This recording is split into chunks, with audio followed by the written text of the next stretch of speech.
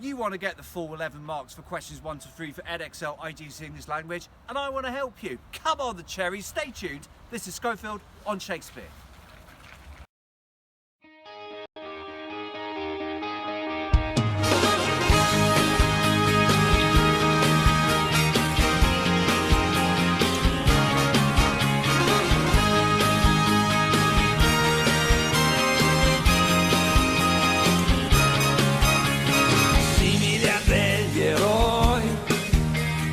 Abbiamo il cuore a strisce, portaci dove vuoi. 11 marks are up for grabs for the first 3 questions, and you'll need to move relatively quickly, notwithstanding the fact that you will be exploring an unseen text. Question 1, very straightforward. Simply follow the instructions. Question 2, don't include quotations. With 4 marks available, aim to make 5 distinct points, which paraphrase the text as much as possible.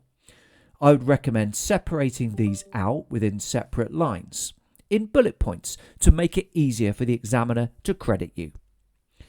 Question 3, same principle. There are 5 marks available, and so I'd go for 6 distinct points which answer the question, and are then backed up with a quotation. Some of these points are likely to require inference, so working out what is implied but not explicitly stated. As ever with IGCSE English Language, it's very much about practice, so have a read through the unseen texts, Somalia Drought, before answering the 3 questions which will appear at 5-second intervals. Whip out that pen, press pause now.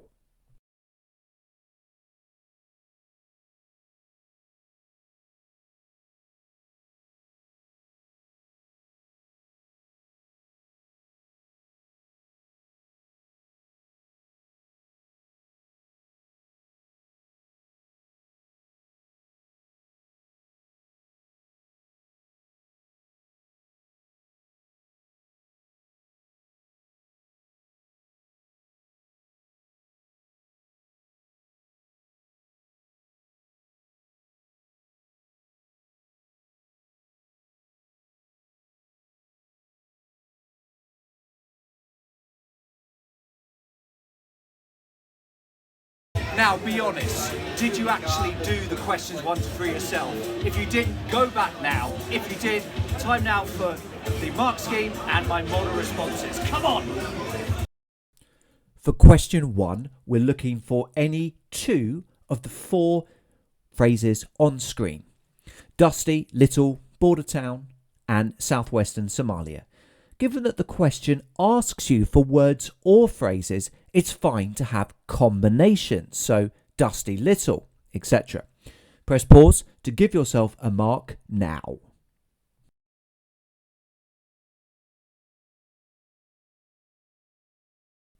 For question 2, you need to make sure you answer the question and don't use quotations. Whilst the mark scheme potentially allows other valid points, check that all of your points answer the question and say something about the lives of people who have arrived in Dolo.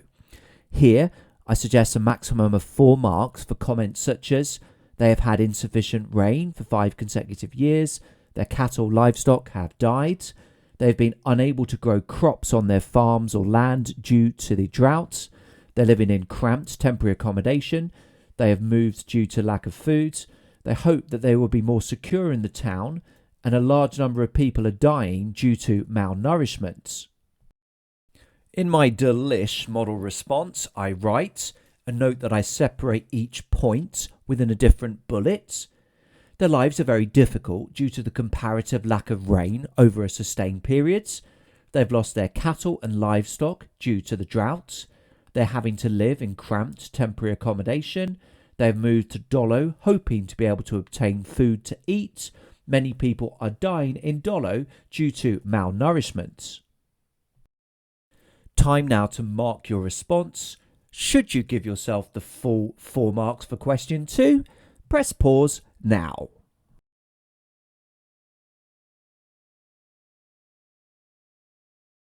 In question 3, it isn't enough just to embed a quotation.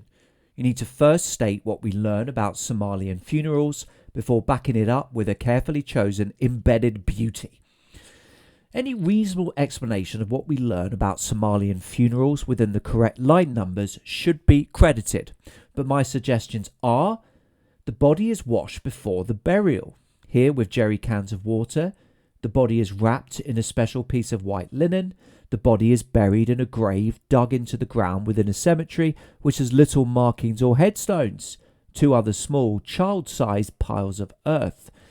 Men and women are separated at funerals. The women sat perhaps 20 metres from the gravesides. Male relatives and friends help to dig the grave, swinging a pickaxe into the hard, dry earth. The ceremony is short and plain. A short prayer followed, then the burial itself. Note the inference within the point about the ceremony being short and plain. This is not stated explicitly, but can be inferred by the fact that there was a short prayer followed by the burial with no other details given. In my model response, I write, prior to a Somalian funeral, the body needs to be washed, even if water is difficult to come by. In the text, they use jerry cans of water. The body cannot be put directly in the ground. It needs to be wrapped in a special piece of white linen. There is little ceremony within a Somalian funeral. In the text, there was simply a short prayer, then the burial itself. Men and women are separated in a Somalian funeral, and traditionally women do not attend. In the text, the mother and other women sat perhaps 20 metres from the gravesides. A Somalian funeral may not have separate workers to dig the grave. Male relatives may need to swing pickaxes into the hard, dry earth. There may not be grave markings or a tombstone. In the text, the child is buried between 2 other small, child-sized piles of earth. So, time to make a judgment. Do not be too generous. Do not credit responses which are too similar, or essentially saying the same thing using different words. This is out of 5. You get...